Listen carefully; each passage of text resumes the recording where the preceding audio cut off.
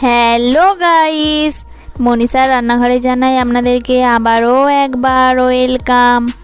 আজ আমি আপনাদের সঙ্গে শেয়ার করব বর্ষার পাকা ডাল দিয়ে ভাপা পুলি পিঠা বানানোর রেসিপি। এইভাবে যদি তৈরি করেন তাহলে একটারও পুর ফেটে বাইরে বেরিয়ে আসবে না এবং সবগুলোই তৈরি হবে নরম তুলতুলে।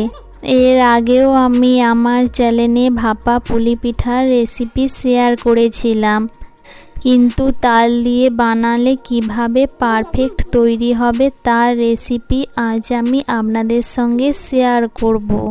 প্রথমে পিঠার পুর বানানোর জন্য কড়াই দিয়ে দেব নারকেল কোড়া আর তার সঙ্গে অ্যাড করে দেব অর্ধেক কাপ চিনি। চিনির পরিমাণটা আপনারা যেই রকম মিষ্টি পছন্দ করেন সেই অনুযায়ী ব্যবহার করবেন।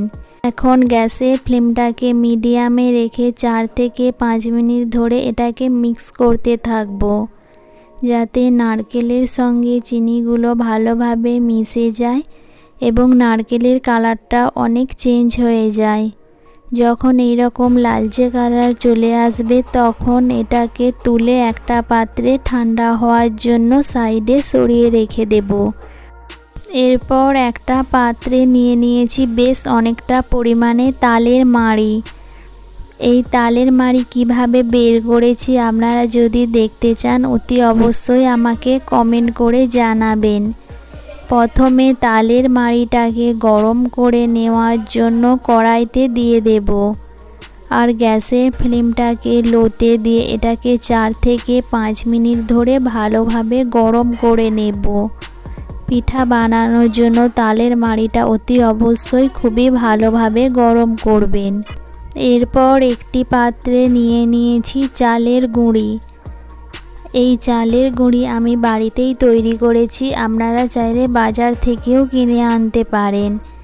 এর মধ্যে অল্প করে লবণ মিক্স করে নেওয়ার পর গরম যে তালটা ছিল সেটাকে অল্প অল্প করে দিয়ে এর মধ্যে মাখাতে থাকবো।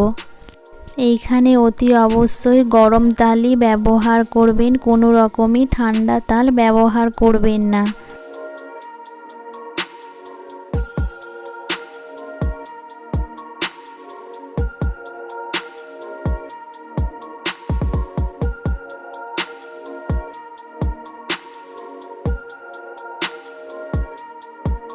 পাত্রটা একটু ছোট থাকার কারণে এটা মিক্স করতে অসুবিধা হয়েছিল, তাই আমি এখানে একটা থালার মধ্যে এটাকে ঢেলে নেব।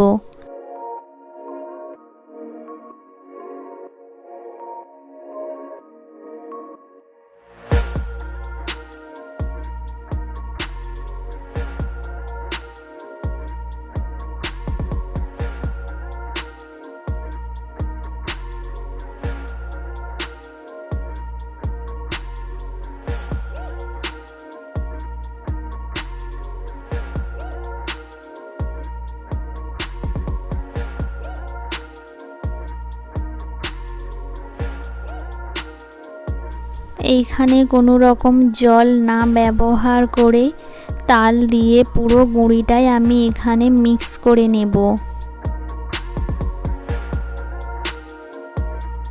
যখন এইখান থেকে অল্প করে কেটে নিয়ে হাতে এইভাবে চেক করবেন, দেখবেন হাতে আর লেগে যাচ্ছে না, তখন বুঝবেন এটা একদম পারফেক্টভাবে মাখানো হয়ে গেছে।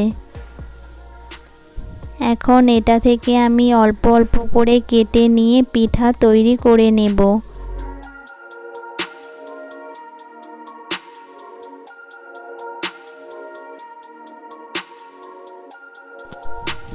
পিঠা বানানোর জন্য প্রথমে অল্প করে কেটে নিই এইভাবে হাতের তালুর মধ্যে ভালোভাবে গোল করে নেওয়ার পর প্রথমে সাইডগুলো এইভাবে চেপে চেপে দেব যাতে মুখটা না ফেটে পুর বাইরে বেরিয়ে যায়।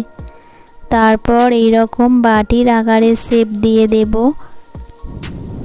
তারপর আগে থেকে যে নারকেলের পুরটা তৈরি করে রেখেছিলাম সেটা এর মধ্যে অল্প করে দিয়ে দেব।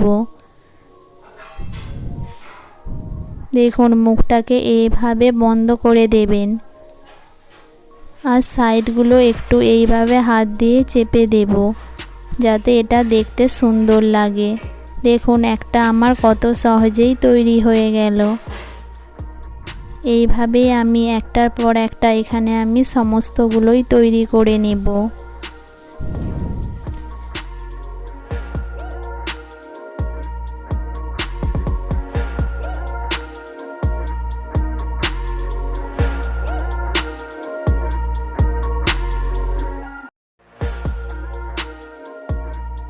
আর এইগুলো যখন আমি বানাচ্ছিলাম তখন রান্নাঘরে মা চলে আসার কারণে সেও আমাকে কতগুলো তৈরি করে দিয়েছিল। দেখুন এই সাইডেরগুলো এখানে আমি তৈরি করেছি আর এই সাইডেরগুলো আমাকে মা তৈরি করে দিয়েছে। প্রথমে আমি এক থালা তৈরি করে নেওয়ার পর এটাকে ভাপিয়ে নেব। তারপর বাকি যে এঁথেলটা ছিল সেটা থেকে তৈরি করে নিয়ে দ্বিতীয় ব্যাচে ভাপিয়ে নেব। পিঠাগুলো ভাপানোর জন্য ইডলি তৈরি করার পাত্রটাকে আমি আগে থেকে গরম করতে বসিয়ে দিয়েছিলাম। এর নিচে অতি অবশ্যই অল্প করে জল ব্যবহার করবেন।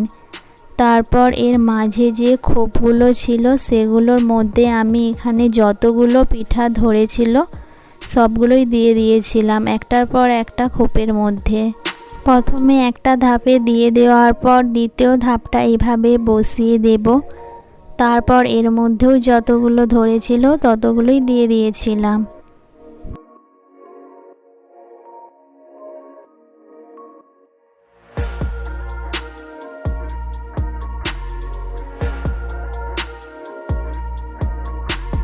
তৃতীয় ধাপেও বেশ কতগুলো দিয়ে দেওয়ার পর এর মুখটা বন্ধ করে দিয়ে হাই ফ্লেমে এটাকে 20 মিনিট হতে দেব। 20 মিনিট পর ঢাকাটা ওপেন করে দেব।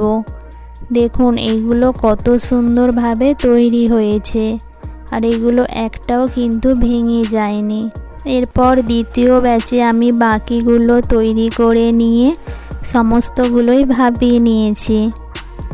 আর দেখুন আমার এখানে এক থালা ভাপা পুলি পিঠা গরম গরম একদম তৈরি হয়ে গেছে। আমি এখান থেকে আপনাদেরকে একটা ভেঙেও দেখাবো। দেখুন রেসিপিটা ভালো লাগলে অবশ্যই পরিবারের সঙ্গে শেয়ার করবেন। দেখা হবে এইরকমই নতুন নতুন রেসিপি নিয়ে। ততক্ষণে সবাই সুস্থ থাকবেন, ভালো থাকবেন। Tata, bye bye.